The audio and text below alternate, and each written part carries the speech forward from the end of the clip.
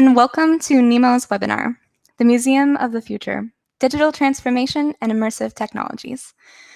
My name is Elizabeth, and I work for NEMO. As the network for museums in Europe, our main activities include advocating for museums at an EU level, providing training opportunities, providing a platform for museums to exchange and learn from one another, and helping museums to cooperate across borders. In this function, NEMO has increased its online engagement, which includes webinars such as this one, with the hope that participants can continue their professional development even during these continuously uncertain times. We are looking forward to today's webinar, facilitated by Olaf Sperwer. Olaf is a senior technology consultant and head of digital at VRmed, based in the UK. He consults and supports businesses worldwide using digital and immersive analytic and production technologies to transfer traditional business models into digital environments.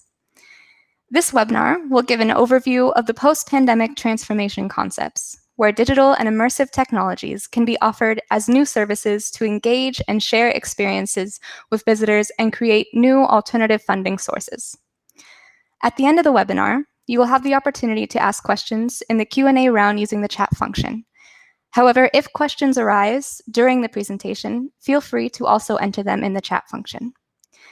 And to begin with, Olaf will be shortly directing you to a brief survey in order to gauge which topics you would like him to focus on during the next hour. So, without further ado, I will hand this over to Olaf to get started. Okay, I try to get familiar with Click Meeting. I was only familiar with Zoom. That is the advantage of digital media. You have to learn every day, and that is what we have to do. Just to set you into the mood of what we are talking about is just this little video. I hope the audio works.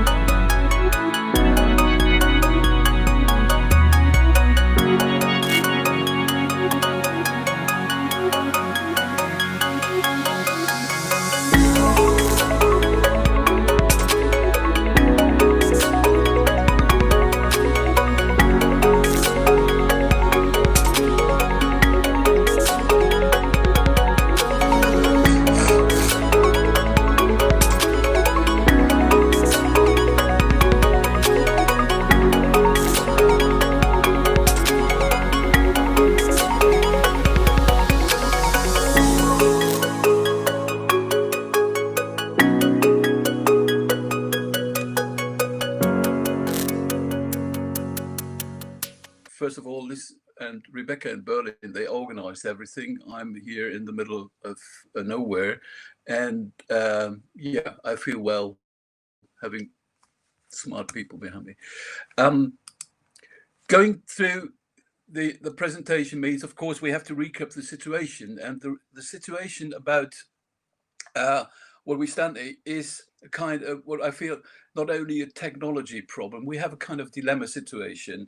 In the past, digital media were also stigmatized and will be, it was not only done to push digital transformation. So we ended up before the crisis without not a lot of activities, and during the crisis we really pushed things. And I think we have to work on our mindset, because we are technology and culture is not are not different things. They are both together, and we have to use technology even when we have to have a critical view on technology. But in this pandemic, technology helps us to get access to art and galleries, keep in contact, and we should use that. So digital skills, this is what we need in the future more and more,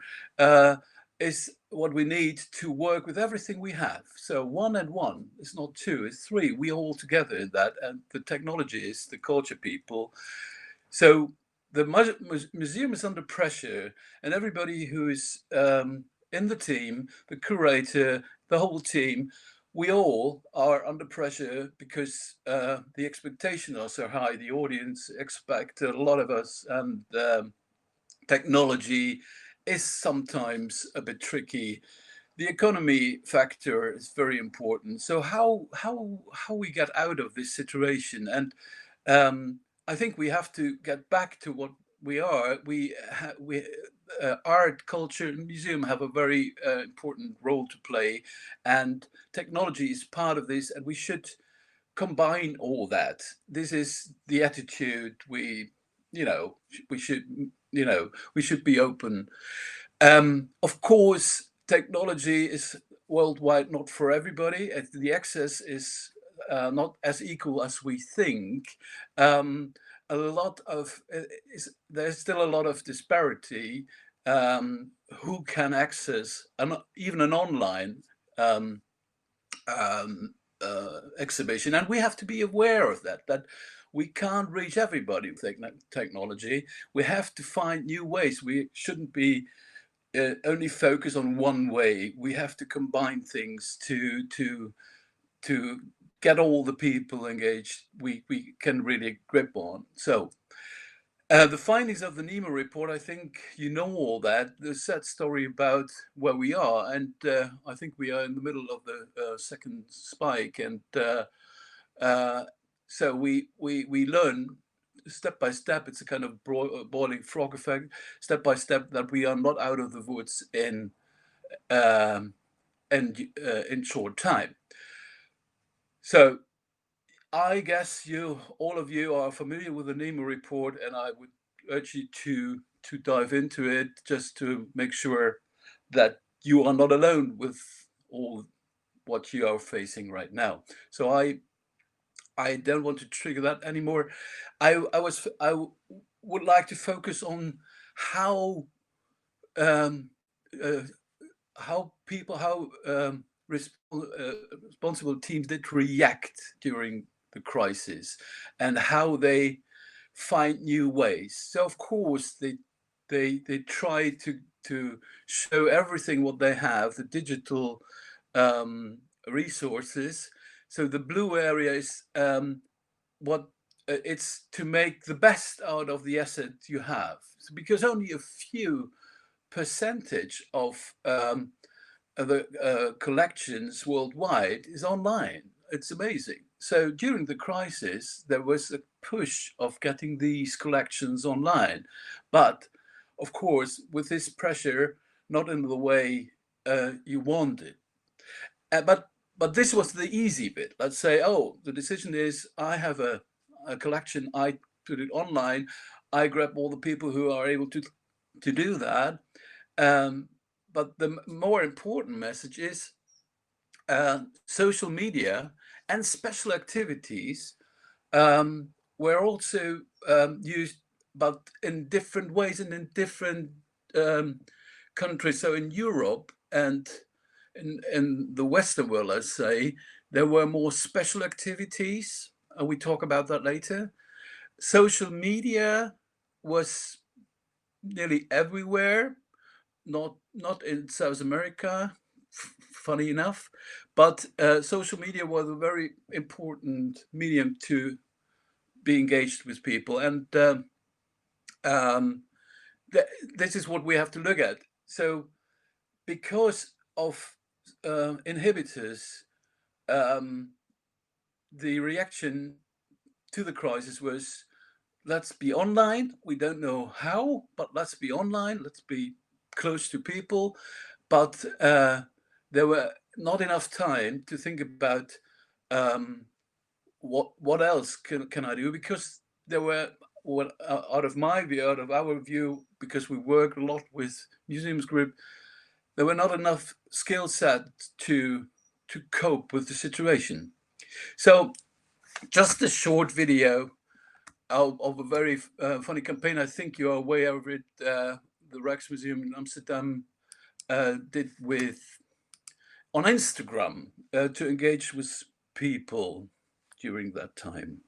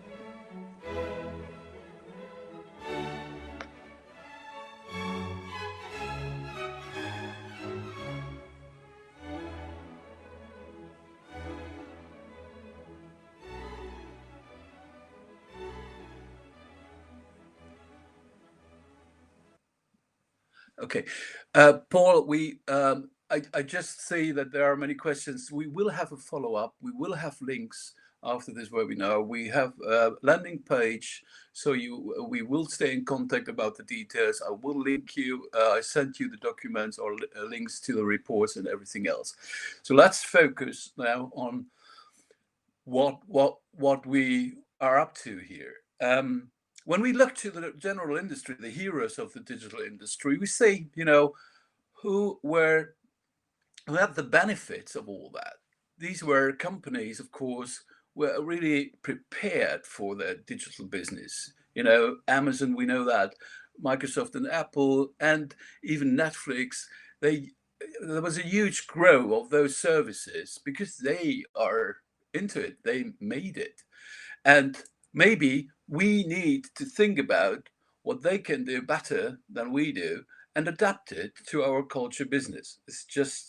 I just want to mention it, and keep in mind there were a lot of companies who had profit from this situation.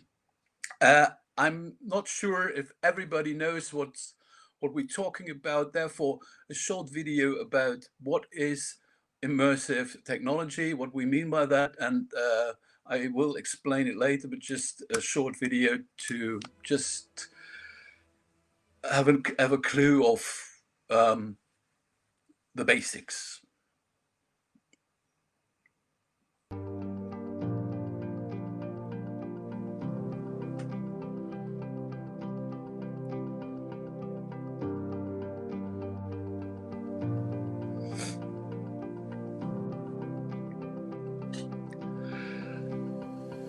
So there are some market leaders like Facebook, ICE, and Oculus, and augmented reality is the market leader is Microsoft with HoloLens.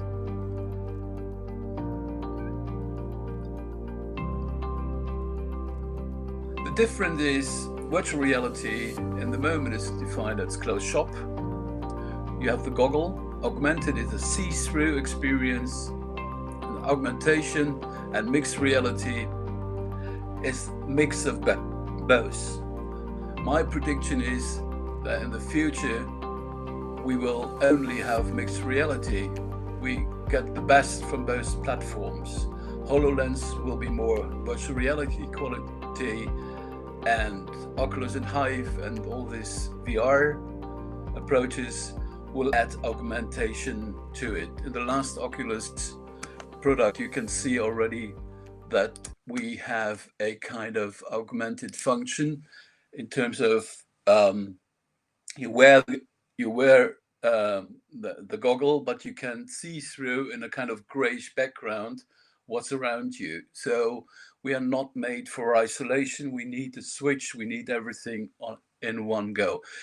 So what we mean with immersive technology for museums is to use this basic technologies, this basic virtual reality, augmented and mixed approach to create digital experience. And digital experience is a value what could be a new income stream for museums, because the experience could be at home but be connected with the museum. So the concept would be to connect museum and home using immersive technologies. We used immersive technologies in the museum using sensory, so like capturing movement and adapt that to 3D imaging. We use 3D scanning, of course, to scan heritage and use these 3D models for an experience inside a virtual reality experience. That is it's not so expensive anymore. It's not so complicated anymore, because we use game engines like Unity and Unreal to use the 3D models already made for virtual heritage libraries to implement them into virtual experience in this environment. And this environment is made by game developers and game environment software, and the leading software is Unity and Unreal. If somebody's interested in that, please contact me. I guide you through that. Photogrammetry gets cheaper and cheaper. There are even some free apps around where you can 3D scan your sculpture or your object in a way that you can implement it into your website or a kind of cheaper virtual experience. I guess a lot of people want to know, is it expensive or not? I can't talk about details because everybody needs needs a bespoke solution for its museum, but we talk about the costs later. Let's say the costs are not the obstacle. So what brings immersive technology to the party? It's the emotional contact. It's the additional layer. So you're surrounded by a defined environment, and you can dive into it. And something like simple audio, we call it binaural audio. So it's a room focused audio, can even immerse you more. But more important is that this immersive technology is combined with storytelling, because there's nothing more powerful than storytelling. Even to tell a story is immersion at itself. So if you have the right story, and that's very important to know, you need to be prepared to tell a story about what you want to tell, and in a way that could, and this should be adapted to what we can do in this immersive environment, in this digital environment. So it's the emotional bit what brings what makes storytelling even more powerful, and it's engaging, of course, and yeah, funny enough, it lengthens your memory, so you will remember an exhibition in a virtual environment for longer than a real walk through the museum. When it comes to the economy part, we can't dive into deep into it, but I would like you to create awareness for an approach what it's called the donut economy, and a British the British lady Kate Raworth started it I think 2012, and it's now getting into the communities during the virus period, due to the pandemic. Amsterdam worked on a downsized model using the donut idea for their challenge. So just a 1-minute video to explain what the donut economy means. In the 20th century, economics lost its purpose and started chasing the false goal of GDP growth. In recent decades, that has pushed many societies into deepening inequality, and it's pushing us all towards ecological collapse. This century calls for a new goal, meeting the needs of all within the means of the planet. In other words, it's time to get into the donut, the sweet spot for humanity. But that's no easy task. Today, billions of people still fall short of their daily needs, from food, housing and energy to healthcare and education. And yet collectively, we've already overshot our pressure on some of Earth's most critical life support systems, driving climate change and the breakdown of biodiversity. What we do to this Earth in the next 50 years will shape the next 10,000. So let's replace that last century goal of endless growth with the goal of thriving in balance. And if we're to have half a chance of getting there, what economic mindset would be fit for the task? It's not concrete for your situation, so you need more details. What it means is we are under pressure.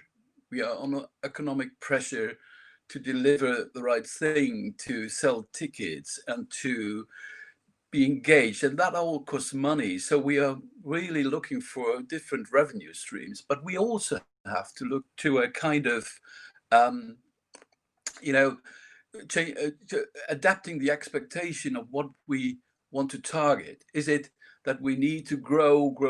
Is it that we need to be better and better in terms of having a bigger audience, or is it the quality, or is it a mix of both models? So we need to think less about growth. We need to think more, what can we do with our local people? What can we do with our team? And later I come to skills. I think one of the key factor is to upskill digital, our digital skills. So we need to invest in our people, in our little ecosystem, to be able to deliver new kinds of experience. And this is what brings money in at itself.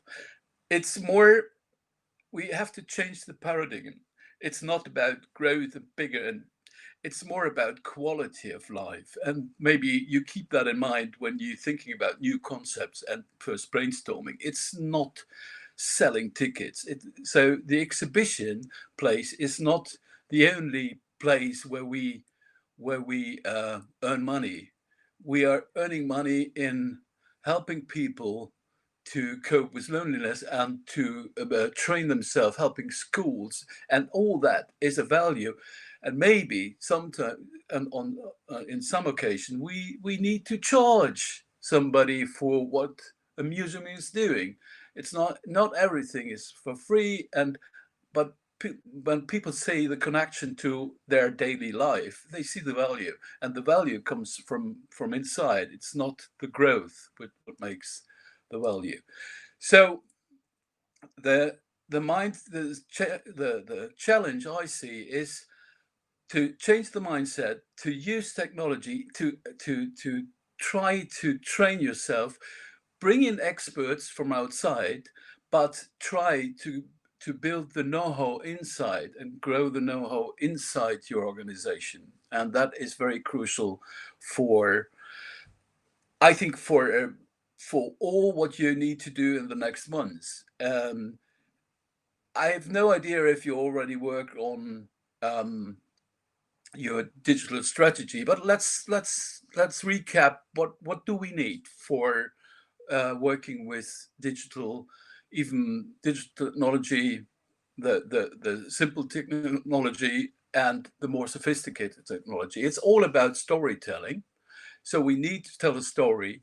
We need to have skills in-house to balance the budget, and the knowledge is all what we know from our private life. It's in social media. We need to handle social media. We have to curate content library. So we have to learn all those things. We have to manage what we have in-house, and we need to think about what is born in the digital world. So what is not part of the real world, what is only existing in the digital world.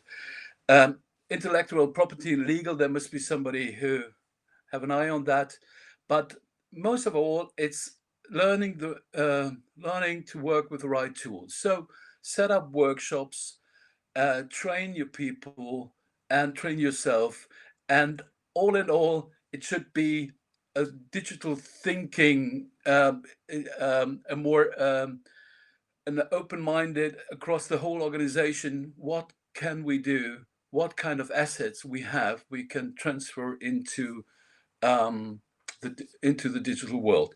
That are only examples just to trigger your brain a bit about what fits to your needs. But digital technology is not the obstacle to start with digital transformation and even to use more sophisticated technology like immersive technology. It's more about another tool we have to learn. So we dive into 2 or 3 examples, and then I would love to have a chat with you. Another video, because the attention span is going down. The way we experience museums will never be the same, but that doesn't mean it's a bad thing. Because COVID has taught us that we need to be adaptive and resilient. We spoke to Mickey Garcia, art director at the Arizona State University Art Museum. She shares 3 trends we can expect in the world of art after COVID-19. First, there will be interactive experiences that go beyond the museum. We need to make ourselves really global and virtual. Mickey says just like ASU, other museums are pivoting to create online experiences, such as digitizing art collections, online exhibition tours, and planning for events outside the building and into homes. Her example, ASU's family-friendly Playfest event. This year, we're actually going to have you come in and pick up a box for art making, and then you go back to your home, put your artwork on your lawn, then send us your geotag, and then we'll make maps so all families can drive around and look at artwork around the city. Next, expect more meaningful connections between art and health. We're seeing now people turning to art for solace. ASU currently offers activities such as guided meditation nature walks that incorporate art. But you can expect museums to also emphasize art through storytelling and empathy, asking their audiences to co-create with them. It's our job in the museum field to reach our hand to you, extend ourselves to you and say, let's do this together. And lastly, we'll see more experimentation with art. A recent study that just came out that 62% of artists in this country have become fully unemployed as a result of the pandemic. Because of this, she says artists will have to learn to readjust and respond to this new normal. We are going to be seeing art take place and flower in so many different ways. A few ways include virtual Q&As with artists, more digital content, and public art outside the museum doors. This is actually the time that you get to help us shape what do you want to see in your art world, because we're listening. 3 trends to expect with art museums after the pandemic.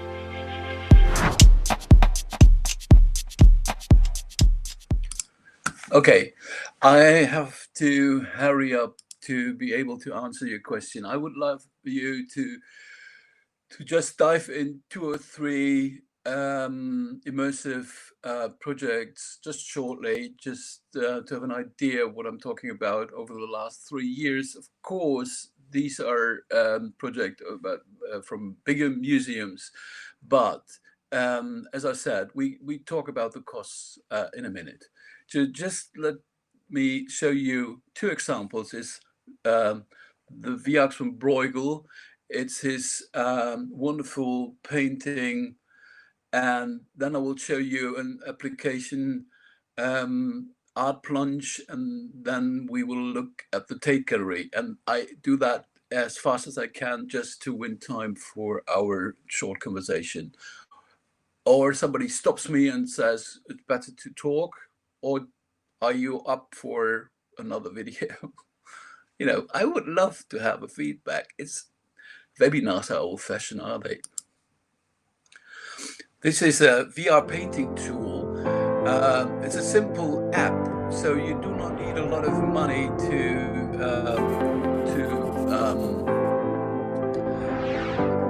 offer that for, as a home application. The VR goggles are at the moment coming down to 250 euros. So it's a painting application called Art Attack, and you can train yourself, your team, your audience to recreate or to paint whatever they want to paint using VR tools. So you paint in a 3D room, and so you are immersed in your painting. That is the main idea. So this is Art Plunge. It's a application downloadable, showing 5 famous pictures. We start with a milkmaid, and the idea is you immerse yourself into this picture wearing this goggle. You are in a room, in an artificial room, and now you can dive into this painting, having a kind of 3D interpretation of what the room could have looked like.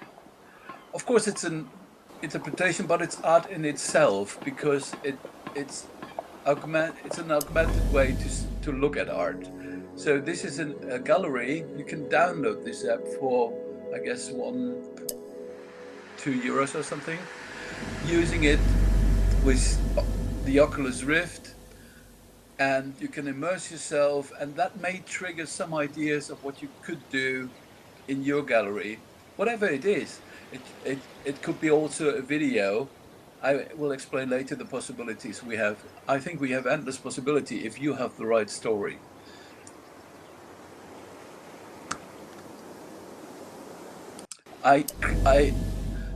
So we have the Mona Lisa. Of course, you know, for an application, it's important to create awareness, and you can do that with famous paintings better than with not so well known. So you are in the room with Mona Lisa, and what's really powerful with this kind of apps is the audio track. So the audio brings something to the experience you never would expect. You know, even the sound of the night or the sound of the river, whatever it is. So it's not only the visual, it's the immersion you have on so many levels, helps you to dive into art and to look to a painting in a different way. Next time you look to a painting you saw in virtual reality, you will have a different view on it, because you always think about, get rid of the frame. I want to dive into it. So I think you got it. So it's the last picture, you know, it's because it's so nice. Of course, we don't know what's around, but it could be like that. So we can look around. It's an extension of the painting. Okay. Yeah. Now I show you an example what they did in Belgium.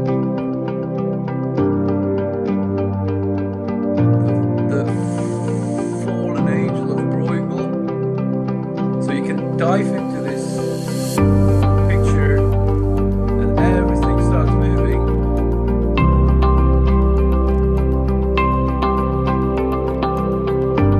I think you got it. To show you just this little video, Tate did 2017. They hired a group and cooperate with HTC Vive, is one of the goggle companies, and they created Modigliani's atelier in a way nobody saw it before, by doing research on all the details, and a group of people, artists and technical people, worked together and created a virtual experience. It was a 5 months project, very successful. I talk about the cost if you want later then. The Modular Retrospective here at Tate Modern takes you through the whole range of Modigliani's work. And when we go into the exhibition, we see paintings, we see sculpture, we see drawings by one of the most important artists of the 20th century. And yet, through the virtual reality, we start to get a real sense of environment. Part of the Modigliani exhibition will be a virtual reality experience where they're recreating Modigliani's studio from 1919. You get that kind of gut feeling understanding that you don't necessarily get from reading about it or just looking at it in sort of 2D pictures. Understanding art is about understanding the painter and the paintings, and also the kind of historical and social context. And the opportunity we have with virtual reality and for this experience has been to try and deliver that in a very short experience that gets you really closer to those details. It's amazing how many different departments at Tate it's touched on. So it's been collaboration across the organisation and also with Preloaded and with HTC. We started with a blank canvas, and incrementally we've come to understand and build a picture about Modigliani I don't think people have necessarily seen before. We really have paid a great attention to historical detail in this experience, whether that's from our researcher in Paris, Vincent Gilles, looking at what a stove should look like at that moment, to our co-curator in Milan, Simonetta Fratelli, looking at new Italian texts and bringing that material in. Everything you see in the experience, everything that you kind of like interact with, everything that, you know, from the light coming through the whitewashed windows, through to the, you know, the sardine tins, to the colours of the palette, are all completely kind of accurate. The space itself as a studio was never actually visited by anyone alive today. Working with the VR team has been an incredible experience for me, because I've been very impressed with the way that they can take something that's 100 years old and then recreate it in a 21st century virtual setting. The thing I enjoyed most was bringing the space to life. There were over 60 objects within the scene, and each model was taken from research and first-hand accounts. The technical research also enabled us to inform the markings on the canvas itself, to be able to inform the brush strokes and how you see that and how the light actually reflects on the surface of the model. We have done an X-ray of the canvas and the stretcher. We've also looked at it in infrared, and then conservation scientist Joyce Townsend has done analysis of pigments and media to work out exactly what he used.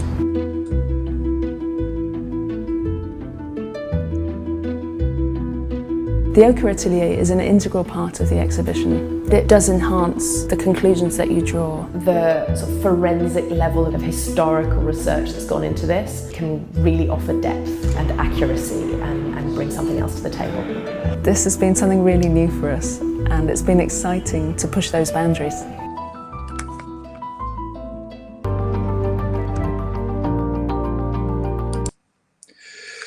Okay, I hear you thinking, oh, that's Tate, that's of course not affordable, and we can't do that.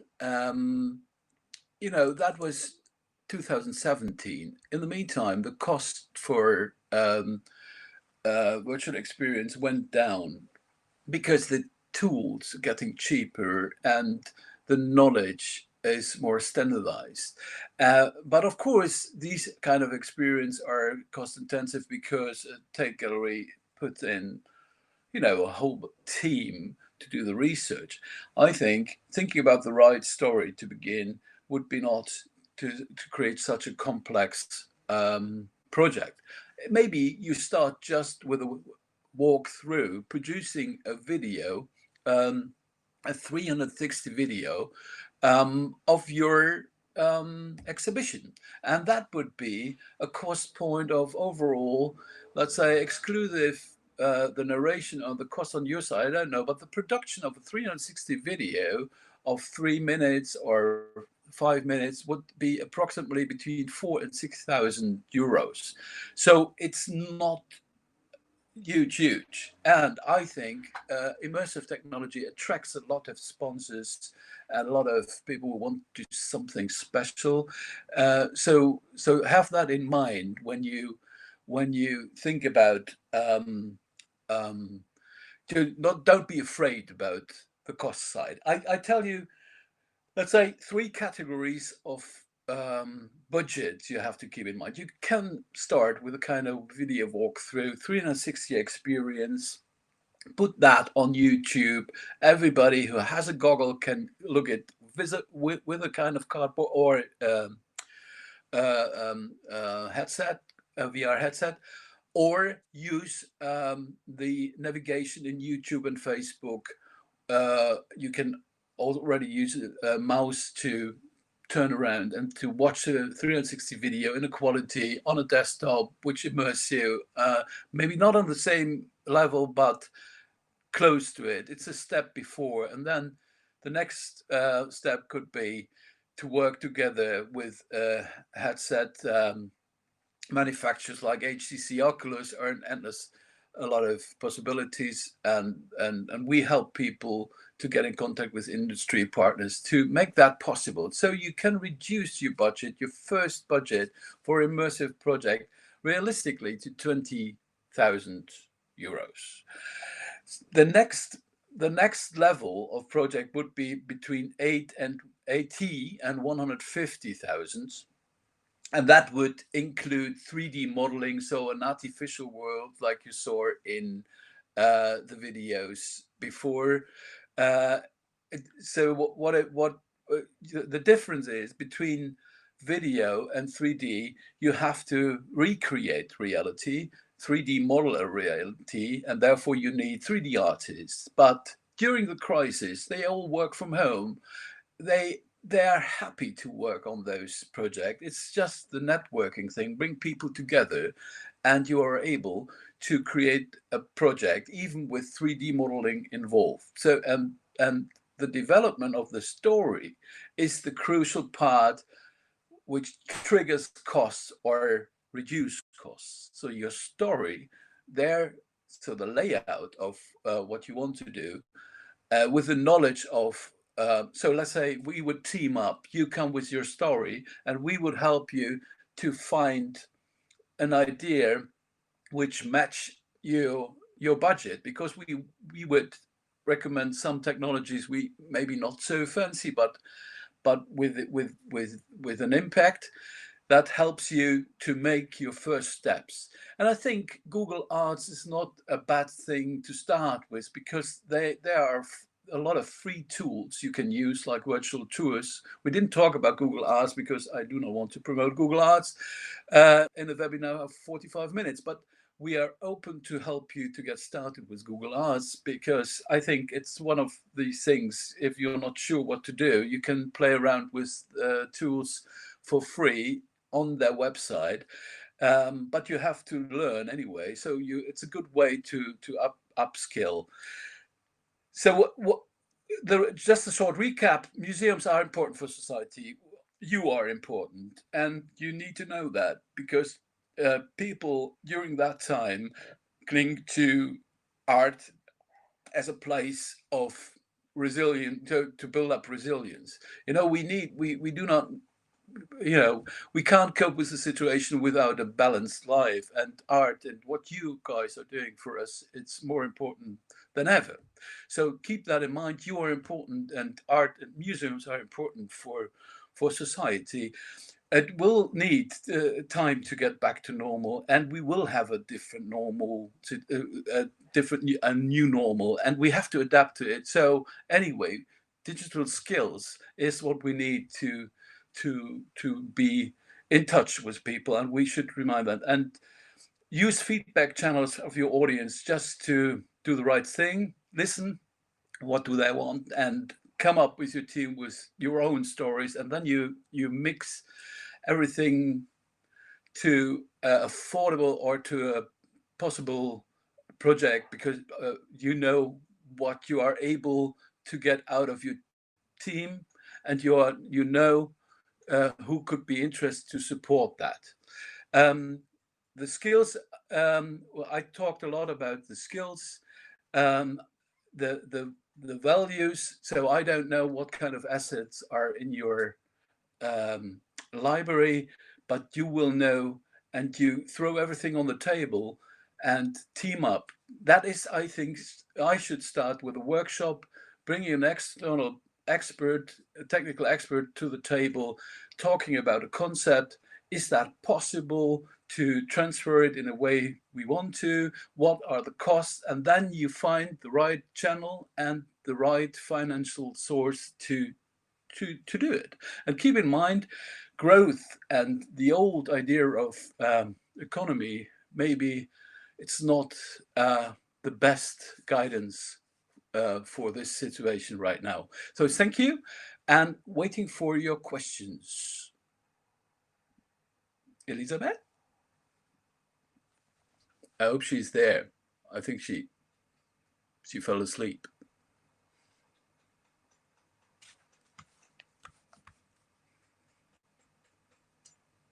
Yeah, certainly Okay. couldn't fall asleep during that presentation. Wonderful.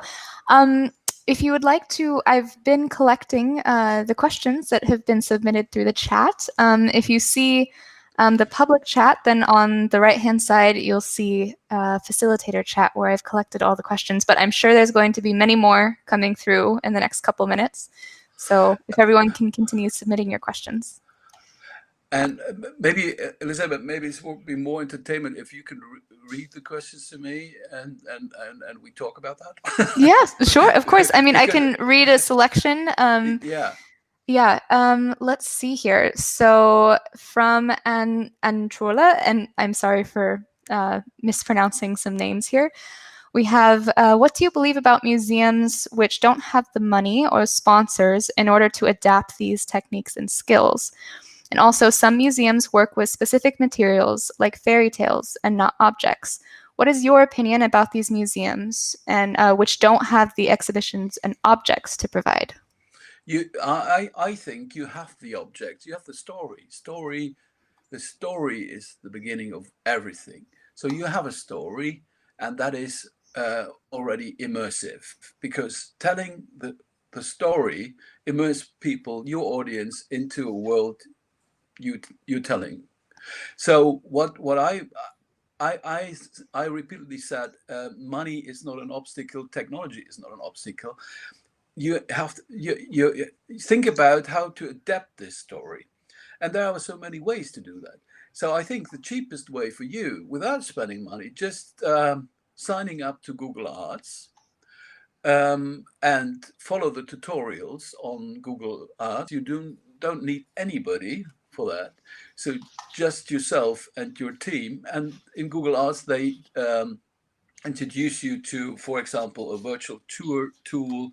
So you can use simple 2D scripts or drawings or whatever you have, and just make a photo of it, load it up to Google, and create your first tour telling your story. Like, in a way, it's just the investment of your time, and then you have your first, let's say, immersive experience. Yeah, I agree. I think our stories are so valuable. And you're right, there are so many different levels to jump into this digital world. So let's look at another question here. This is a pretty straightforward one. Apart from VR, what's your take on online digital games in museums? Do you think that games online are a meaningful tool for digital learning at home? There was a project I didn't refer to. I guess I go back. It was crossing animals or so. There was it's a game, and a lot of museums embedded their gallery into an existing game. So the game was already in the market, open, and it was an open source. So you can add your paintings to a game. It's a funny kids game about, and they try to engage families with having their objects, 3D paintings, embedded into this game. I personally think games are the whole experience we do are made with game engines. So games are a very complex virtual environment system.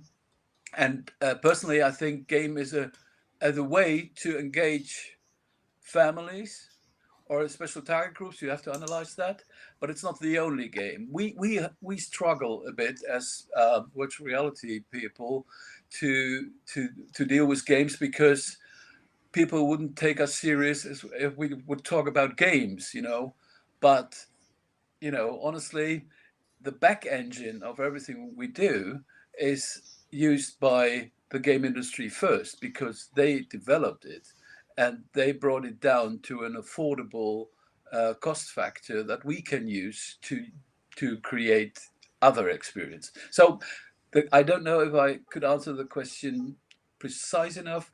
I like game approaches, but it should be the right audience for that. And sometimes it is also distracting. Yeah, certainly depends on your target audience and catering towards them. Very important.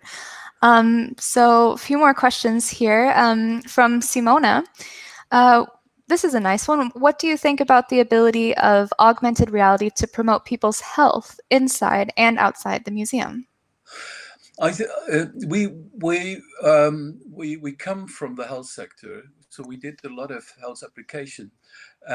We did a tour for people with early dementia. It triggered their memories. It was fascinating. I think using the ability to engage people, especially for mental health and for resilience. But also, we created also for a company. We created a video that you can prepare yourself for a knee operation. Being immersed in the surgery room, you will have the knee operation, and a surgeon, a doctor speaks to you about what will happen. There are so many angles, so many perspectives. But I like the idea. I think but what I want to add on, I think, because of the pandemic, art will be more aware of that health and all the sorrows people have, all the mental pressure they have, will become a bit. I should have a bigger place in art and in culture, and I think immersive technology can help to transfer or to get a connection to these worlds. So to put these worlds together, I think that could be a very important project. Yes, yeah, I agree. I think the museum, there have been so many examples of wonderful projects from museums, especially focusing on combating loneliness in our society and other issues that really affect our mental health. So that's definitely really important. I think we have some other related questions to that. But one question that's come up a couple different times in different formats is basically, how can museums keep up with the improvement of technologies? How can they present things without becoming obsolete 6 months later or so? Yeah. So I talked about mindset and all those things. I think the most important is the decision. Yes, we want to do that, and then you have to find a way. So you one of the first steps would be to team up with people maybe from outside to get a bit fresh air into this mindset and into what you're doing day by day, to get new ideas to the table, to team up in a kind of Zoom workshop whatever is possible, and then throw everything on the table, and then create a kind of what we call digital strategy or plan. With milestones, and you follow it. It's more about acting. It's not about the theory of planning to include immersive technology in 2040. It's more about to act now. And I tried to explain that nobody should be afraid about technology and not about the costs. Focus on your story. What is your story? What is your unique story? What you're selling to people? Why you are a museum? Why you are a gallery? Why are you doing that? And then what is the unique thing and how you can tell the story? And even there are people around who can help you to structure your story. So it's a team up of your idea, throw everything on the table, create think about a unique selling idea, what is unique, and then start with a story, add the technology to it, and then you find the right partner for distribution and financing. Because without story and without uniqueness, nobody would listen. And I think sponsors are aware that the culture sector needs support, but they're getting more selective. They want innovative approaches, and digital and immersive technology will be innovative enough to add a factor to your story. But your story is the hero, and what you are, why you are doing what you're doing. Great. So then adjusting to that digital mindset then requires us to make that active choice to focus internally on upskilling and to focus on our stories. Yeah. Yeah. Well Wonderful. said, Elizabeth. Yeah. No. Excellent. Okay. Well, I think our time is just about up. But of course, everyone will be directed to a landing page and we'll be able to continue asking your questions. But yeah, Olaf, thank you so much for joining us today. It was a pleasure. Thank you for having me. How is Berlin with the numbers? I mean, I think around the world, a lot of cities are experiencing a similar situation with rising numbers again. So everybody stay safe out there. But yeah. Good to know. So stay safe all, and thank you for joining us today. And we hope we can, this was a bit of a motivation not to be afraid, just go the next step. And it's easier than you think. Yes. All right. See you around. Thank you.